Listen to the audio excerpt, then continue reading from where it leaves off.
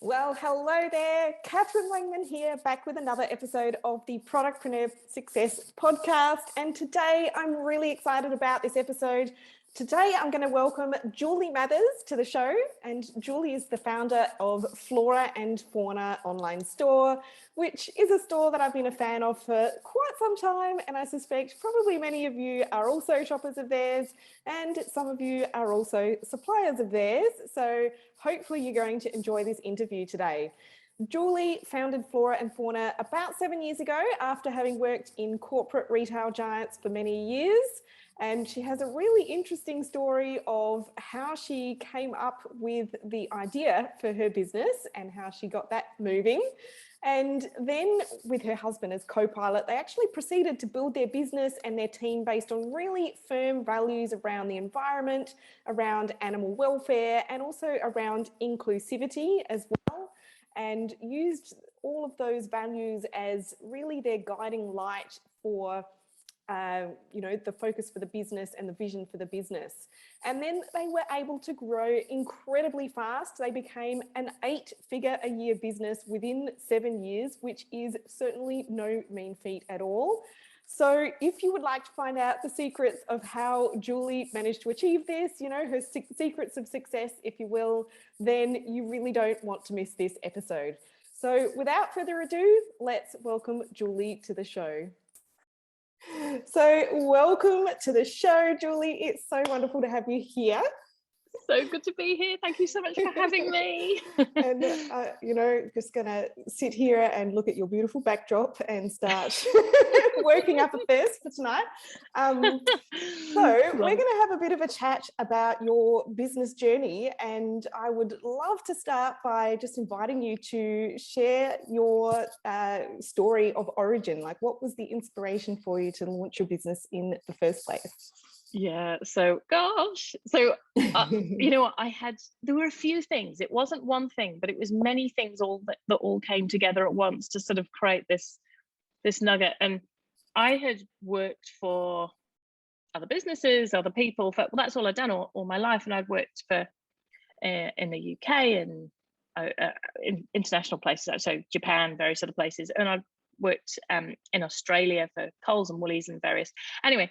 Throughout my career, I'd always just had an itch I really, really, really wanted to scratch. And I wanted to do something with myself. And I just wasn't sure what that thing was.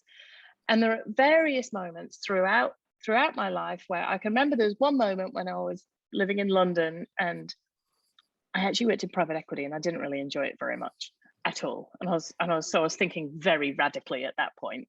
And at that point I was going, I think I'm going to become a personal trainer. I wanted to do anything other than what I was doing.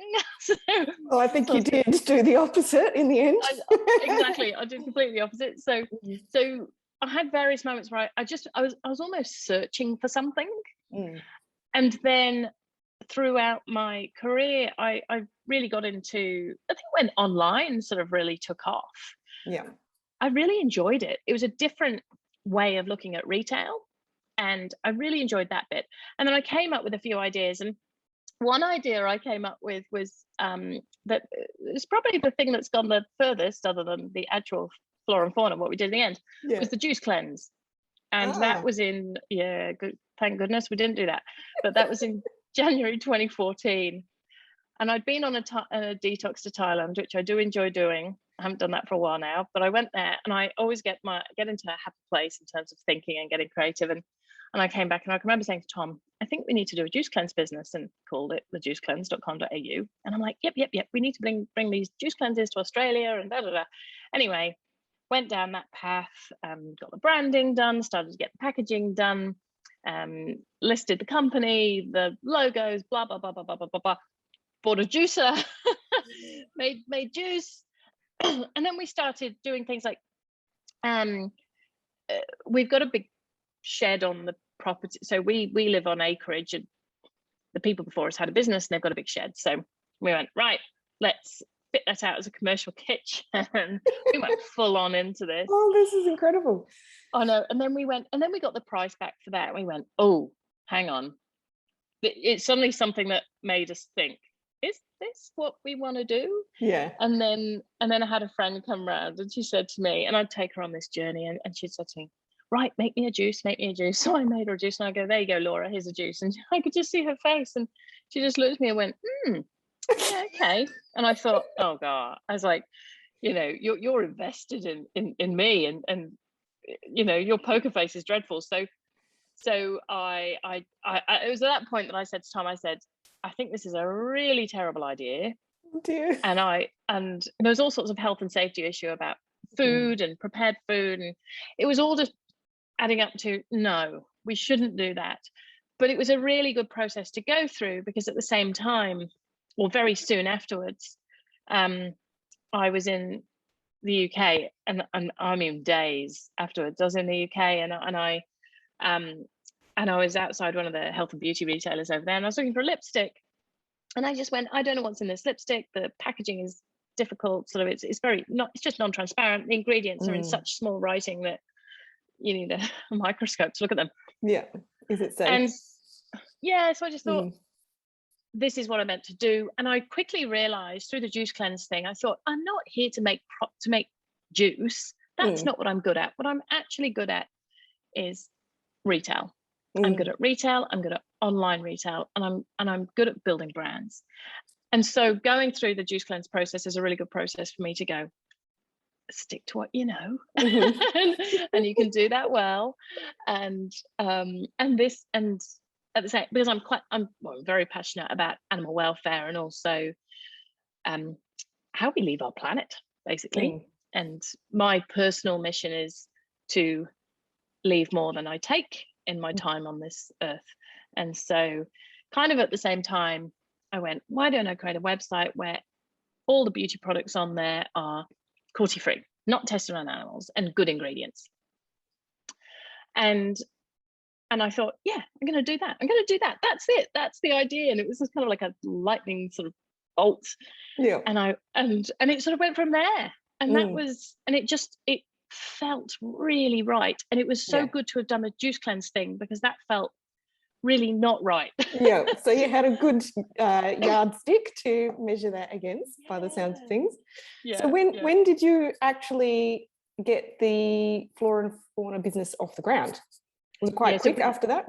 Quite quick, really. So we, as soon as I came up with the idea, that was about June 2014. We launched November 2014 with a website. We had 500 products and about 30 brands.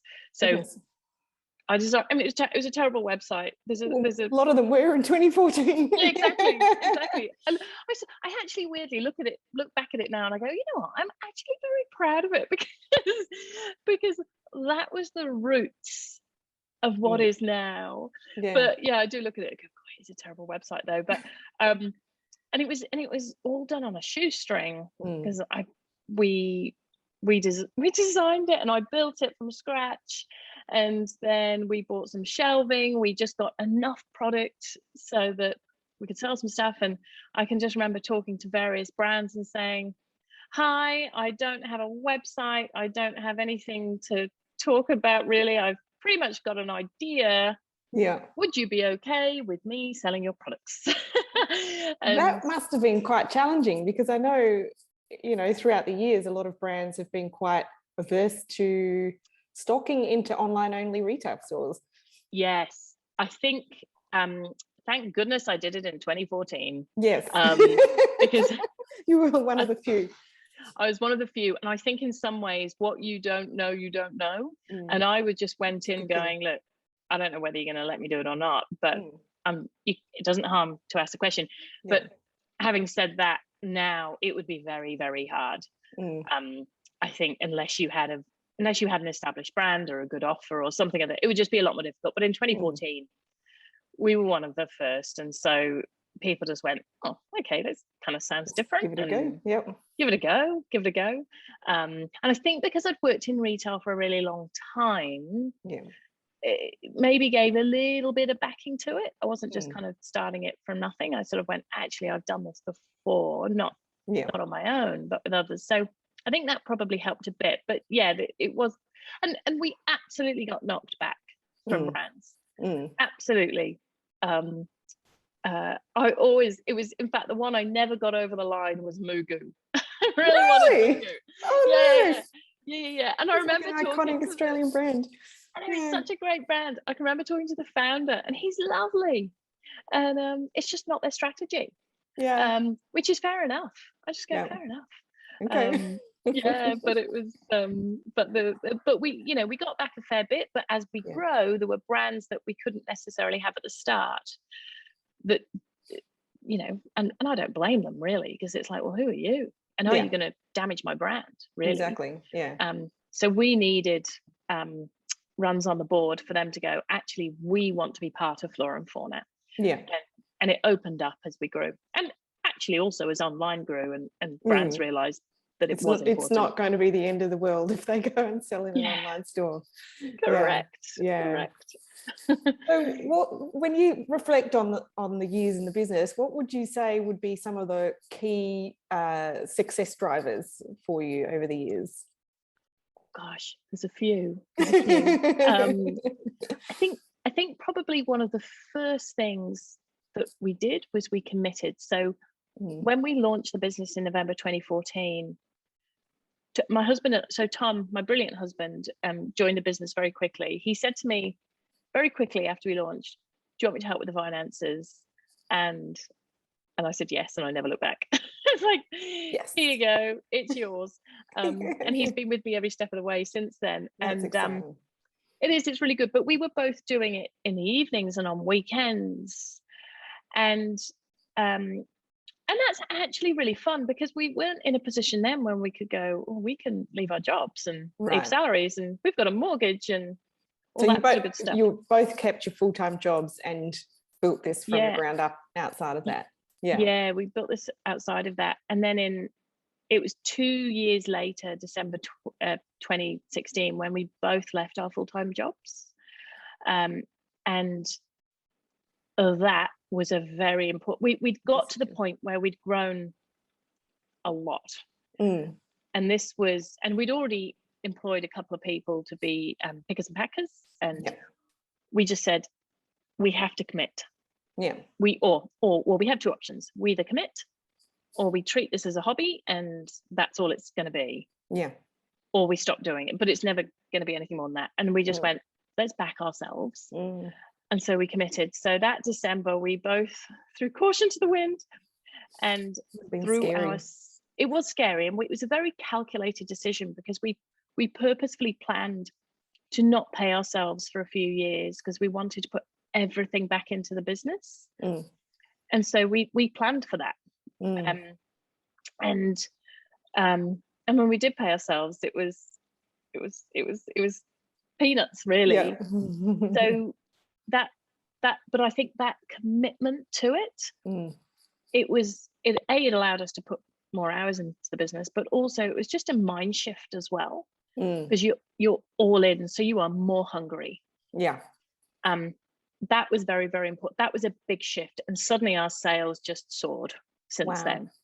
So I never underestimate, if you really want something, go for it and back yourself in this. As long as you back yourself hugely. So that was one big learning, and one big thing that really helped us. Another one was we knew ourselves very, very well. So we understood our brand, we understood our purpose, our values, our DNA. And it wasn't just us, but it was our entire team. So everyone knew which direction we were going in, and everyone was on board that bus. And everyone knew what we stood for. And I think that cannot be underestimated in terms of the power of that, because your entire team then is making decisions for the purpose and the values and the vision and the strategy and the brand. They learn to think like you would, I guess, and make decisions accordingly. It comes across on the website as well. I mean, it's pretty clear. You get a really strong sense of the brand values the minute you get there. So and that was very important for us. And your team becomes such huge advocates. They are your biggest fans. And one of the first things I do with anyone who I interview now and then is ask them what values how would they describe themselves in terms of values? Because it gives you a really good insight in terms of, okay, do we mesh? Yeah. And most importantly, do you mesh with the business and the brand? So that was very, very important to us. And I think because we really understood that, we could lean into that, and we made decisions quickly because we weren't going, who are we? Yeah. And being a little bit chaotic with that. Yeah, exactly. We were just going, no, this is who we are and this is what we're doing, and let's go. Yeah. So all of our B-Corp and recycling programs all naturally stemmed from us knowing our brand and values. And then it really comes through in terms of social media and so on and so forth. So that was another very, very important reason for our growth. And then also probably the other one is team. Bringing on the right people at the right time. If you've got, it's a tough one, isn't it? Well, it can be. Did you find it difficult? Oh, impossible. It was the hardest thing. Yeah, it was the hardest thing. Beyond picking and packing staff. I mean, that's a fairly obvious. Exactly. Thing. Yeah, exactly. And even that, it comes to the culture, that because you're bringing a team on and you're trying to build a culture, and we're all about a very inclusive culture. And so there were some moments where I felt that was going off a bit, and I was like, hang on, this is not the culture I want. We need to bring this into a very, very inclusive culture where everyone is included. So it was quite difficult, but we really got into a groove of it. And I think when people really started to understand, oh my gosh, started to understand who we were and who we are and what we stood for, that's when people kind of said, right, that I want to work with them. And we would put job ads on social media, and the engagement we got from them and the applications we got with them is testament to what people thought of the brand. So and it was a very important part of our growth, because I'm a big fan of going, you can't do everything as a leader, and you shouldn't. So bring people on who are better than you and be proud of them and elevate them and empower them, because together and listen to them, and together it's so much more fun. Yes. It's actually becomes fun, and you don't need to take all the burden on your shoulders, and you shouldn't, because you are not the expert in everything. So many women do though in business. Well, probably life as well. Yeah.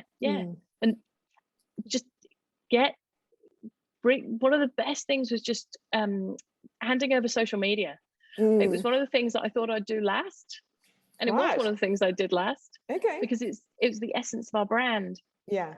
But then when I did, I felt there's almost a sense of relief, slightly. Like taking the albatross off the shoulders. It really was. But I think that absolutely helped us grow, because we had different brains in the room, different people with different things to add. Yes. And we could really run at speed. I love that you've really shared those things as opposed to, something tactical, because, if we don't really dial in that mindset to begin with, like a lot of things just aren't really going to flow because we're fearful. So, for you to mention that as the first thing is really amazing. And then, team and values as well. It's amazing. Hopefully everyone takes note. Super important. It is. And so throughout all of that, I mean, it sounds like you grew incredibly fast, because it hasn't been that many years really since the launch of the business. Yes, 7. Basically. Yeah. 7.5. You've had a family in that time as well. I had I didn't think and I'll be quite, I'm a very transparent person. I'm very transparent. I didn't think I was going to, because I didn't have my first Woody until I was my first baby Woody until I was 42. So I just didn't think it was going to happen for us. And then suddenly we have this very demanding baby called Flora Fauna. Yes. And then we suddenly have a human baby. And, so Woody's now 3. How did you navigate that? I mean, oh my gosh, that's it's a lot. We just, I think Tom and I think this is actually really needed in anyone who runs their own business, or entrepreneurs, or just self-starters, or anyone who's a bit go-get. you just have to take things in your stride. I'm very much someone who takes things in their stride, and also quite positive in terms of not in a naive way, but in a we'll figure it out. Like, Yeah, we'll figure this. You can problem solve, and you have the Correct confidence that you can problem solve and get correct through. Yeah, there's nothing that we're not going to do, because we have Woody, and Woody also has a disability, so we've got sort of extra challenges with Woody. And we had Alfie actually only 15 months later, so I did that with my two boys too. like the what good the when they're a bit tells the older. truth. Well, I think Alfie's been brilliant for Woody, Yeah, and actually been brilliant for us as well, because I had Alfie when I was 44, and I think, you know, I just feel so grateful for having my two boys, because I know so many people who can't have children. And so I'm just really grateful that I was able to experience this, and I'm part of their lives and they're part of mine. And so really, when I'm thinking about work and all of that sort of stuff, that really goes through my brain first and foremost, about just how grateful I am to have children. And hey, we'll make it work. So certainly when we first had Woody, he just came to the office with us. He was also Woody was prem, so he was tiny. And he was only like 2 kilos. He was such a tiny little baby, and he just came to the office. And when he came into the office, he had about 40 babysitters who were more than happy to look after him. So and this is where I think we really built a family at FNF, because we had Alfie in the middle of COVID, and I'm from the UK originally, Tom's from New Zealand. We had no family nearby to help. And one of the team, Jan, who's just beautiful, she stepped in and she said, I will look after Woody whilst you're in our hospital having Alfie. That's amazing. And it's just, and that's where you go, geez, we've really built a family here. This is not this is not a workplace. This is community. Yeah. Oh, I love that. Oh, that's amazing. Yeah. And actually, one of the other points actually that is very important is I'm very, very flexible with work. So I've always hated 9 to 5, just personally. Oh, me too. So 19 sort of 100. 70s? It's just not made for people, but so I'm very flexible. So I'm really flexible with my team as well. So we very much view it on output, not input. And what we found as well is, because we don't force anyone to come into the office, but we found that people just wanted to come into the office because they want to be part of this community. Good place to be. It's a good place to be. Yeah. Create an amazing culture and people will come. Yeah. No, that's amazing. I believe that you have recently decided to exit, or you have, is that right? I did. Yeah. I did. That must have been another big decision. It was a huge decision. We so to give you a little backstory on that, so in soon after I had Alfie in I think August 2020, we decided that we needed investment in the business. So we'd got Flora Fauna to the point where it was at the time a sort of $15 million business, so pretty sizable business. But to do what we wanted to do next, we needed capital, because Flora Fauna is also a retail business. So primarily Flora Fauna sells third-party brands, and as a result of that, as with most retailers, the margins are skinny and there's not much left at the end. Supply chain's been a bit iffy too. Oh, exactly.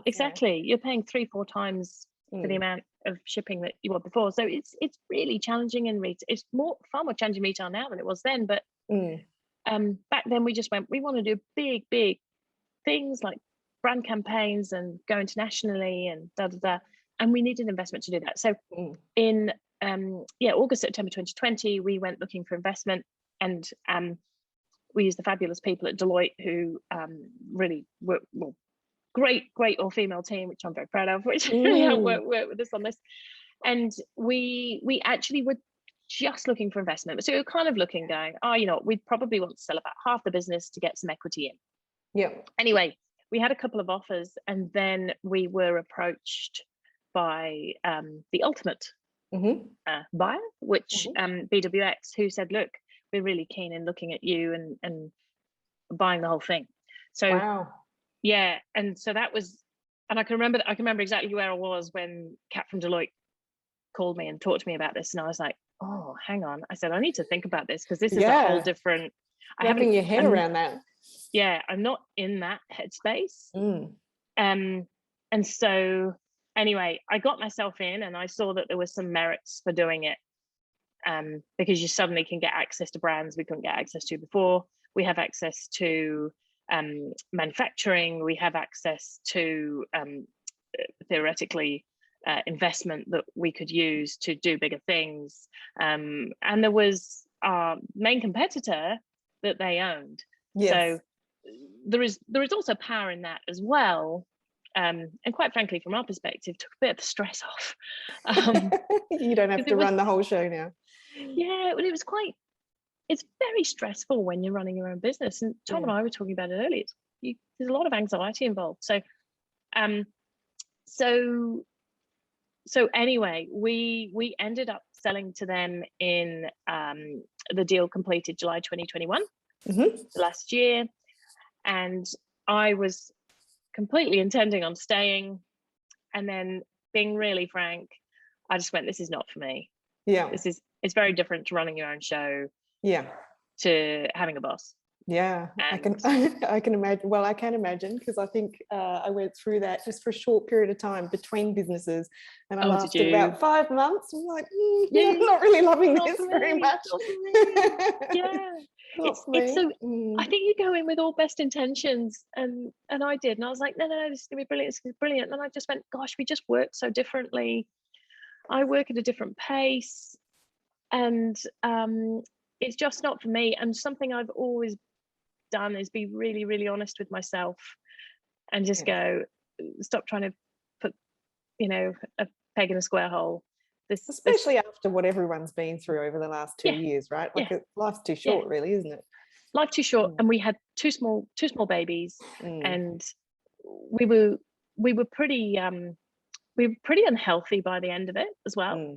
And in fact, I was talking to Tom about this earlier, and he was saying, he went to the doctors and his cholesterol was through the roof. Oof. And he said, what do I do? Do I carry on and in 5 years have a heart attack? Yeah, exactly. Or do we call it and we just go, we got to think for the first time about ourselves a little bit here. And our kids, because we want to be healthy and around for our children.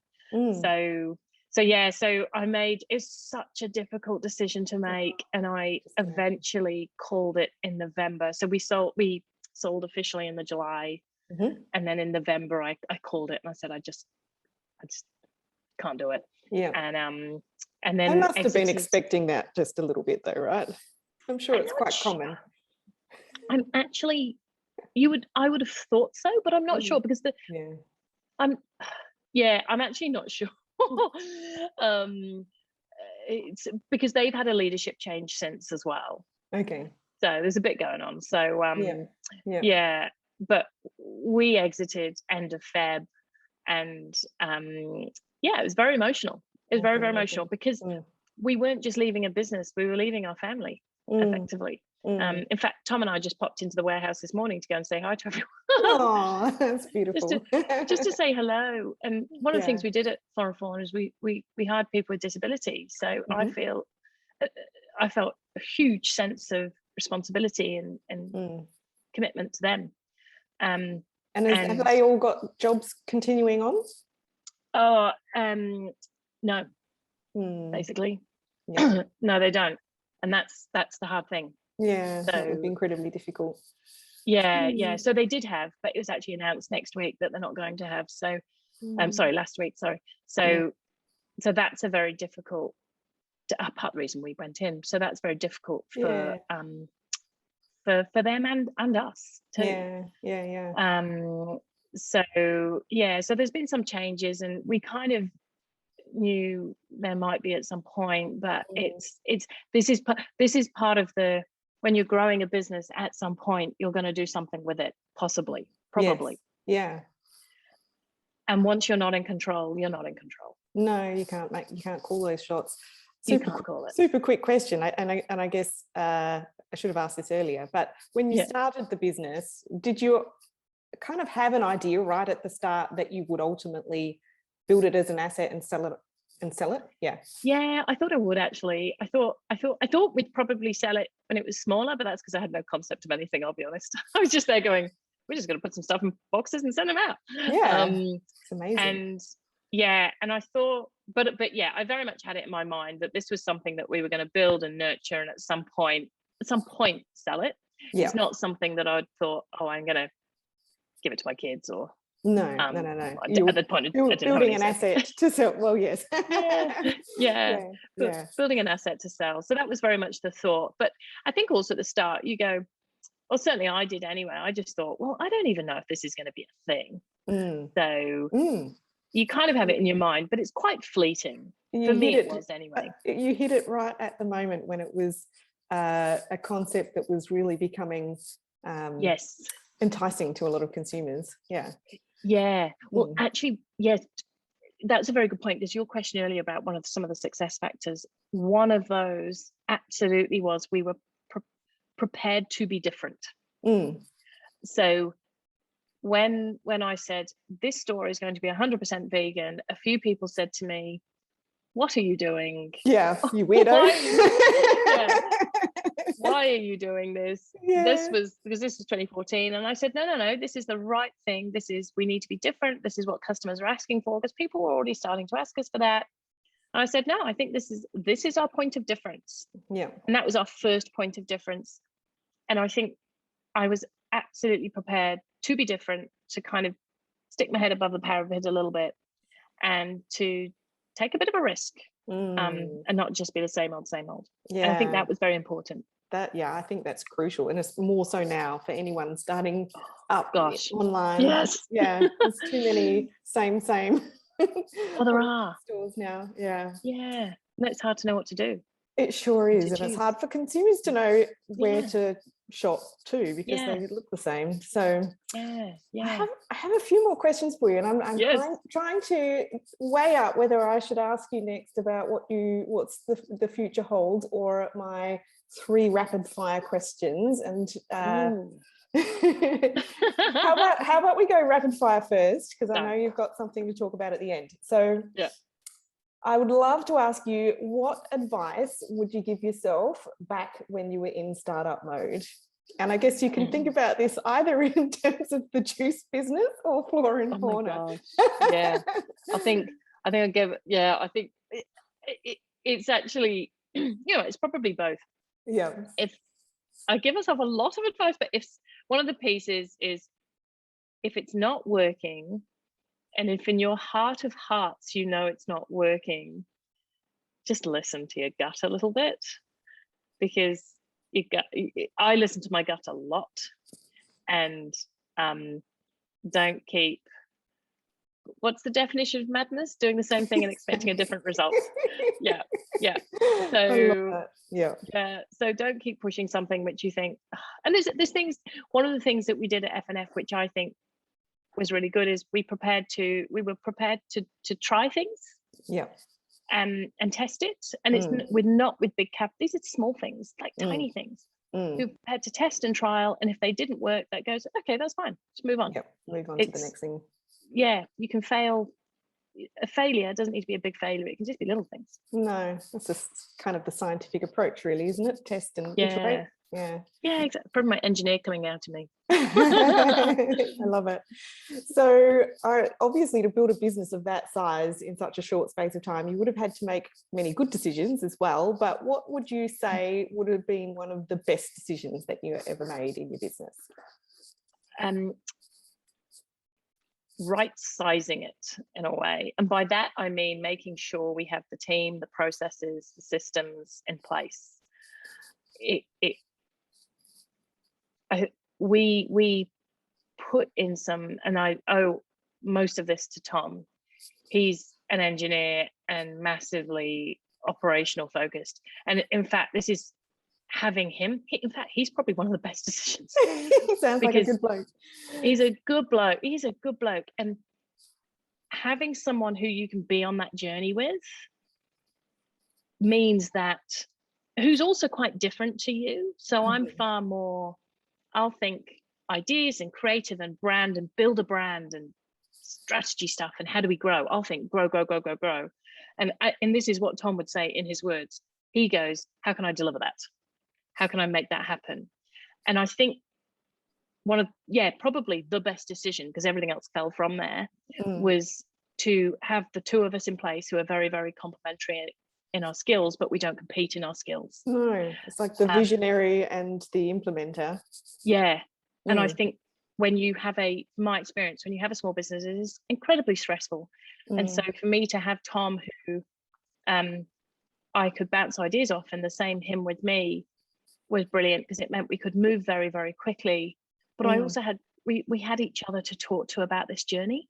And he was great at putting the systems in place so that we could, when we grew and when we scaled, we didn't fall over at any point. Yeah, that's amazing. I think that's important. And you still like each other at the end of the day. Still married.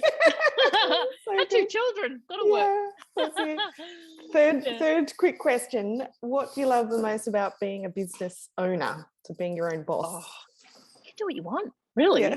you sort of, it's the world's your oyster. And I came from being in very corporate roles with Coles and Woolworths, and it was an adjustment for me, because I had to take, and it took me a while to take my corporate hat off. Even when replying to customers, I'm thinking, it took me a while to do that. And then once I had, it felt so refreshing, because you can, I always go, if you can dream it, you can do it. In some ways. And I think being able to build something, to do good. I love doing good. I love building businesses that are better and that do good. And being able to do that through business is incredibly empowering. And ultimately, I just enjoy what I do. Have fun. Doesn't feel like work. I love it. All right, so now I want to ask you, what is next for, what are you doing next? What's in the future? Well, you know what? Part of what we're doing is we're getting a little bit of, I wouldn't say balance so much, but a little bit of perspective back in our lives, spending some bit more time with the kids, getting ourselves healthy, and also just losing a bit of the stress and the anxiety. So a big part of what's next is us taking stock of us and going, we must be healthier for us and our children and everything else. So that's actually been really nice doing it. And that's been great. So that's what part one. But then also, because I'm not very good at not being busy at all. You're a creative, obviously. I just kind of go, gosh, life's very, very short. And I sort of like, and I genuinely enjoy doing stuff, and I say work in the loosest sense of the term. It's creating something. I just enjoy doing it. So what we've actually done is we've gone and bought we've acquired ourselves a baby brand, and this baby brand's called Snuggle Hunny Kids. Do you know the brand? Yes. I love it. It's so cool. Well, I've known the founders. I actually worked with different Tom, but Tom, one of the founders, back in Coles years ago, and I've kept up with him and sort of chatted to them over the years about their journey and various other things. And when they were looking to sell, it was kind of like, okay, well, this could be interesting. And I love the space, and it's also slightly different for us, because it's still e-com, but it's also more retail as well, and selling into retailers and building product and all of that good stuff. So we've bought Snuggle Hunny Kids, we've acquired Snuggle Hunny Kids, all very exciting.